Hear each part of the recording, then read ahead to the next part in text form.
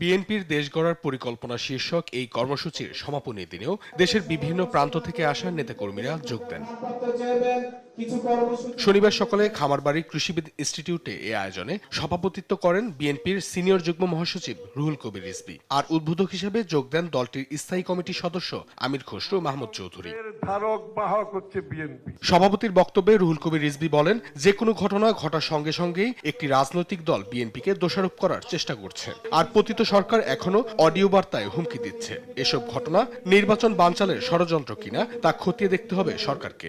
অবাধ সুষ্ঠু নির্বাচন সেটা কি কেউ কেউ পরিকল্পিতভাবে বিনষ্ট করার চেষ্টা করছেন, নাকি অন্য কোনো উদ্দেশ্য আছে? অডিও শুনি আমরা, যিনি দিল্লিতে বসে আছেন তিনি প্রতিশোধ নেওয়ার কথা প্রতিনিয়ত বলছেন। আর উদ্বোধনী বক্তব্যে আমির খসরু মাহমুদ চৌধুরী বলেন, জুলাই গণ অভ্যুত্থানের পরে বাংলাদেশের মানুষের মনোজগতে যে পরিবর্তন এসেছে, সেই পরিবর্তনকে মাথায় রেখে রাজনীতি করছে বিএনপি। তবে তার বিপরীতেও রাজনীতি এখন দেখা যাচ্ছে। মানুষের মনোজগতে যে পরিবর্তন এসেছে সেটাকে মাথায় রেখে ধারণ করে যে রাজনীতি আমরা চালাচ্ছি তার বিপরীতে একটু ভিন্ন রাজনীতি আমরা দেখতে পাচ্ছি। ওসমান হাদিকে হাসপাতালে দেখতে গেলে মির্জা আব্বাসের উপর হওয়া মবের প্রতিবাদ করে বলেন, বিএনপি মবক্রেসির রাজনীতি সমর্থন করে না। যারা মবক্রেসি করছে তাদের মতো বিএনপি নেতাকর্মীদের মব না করার আহ্বান জানান আমির খসরু মাহমুদ চৌধুরী।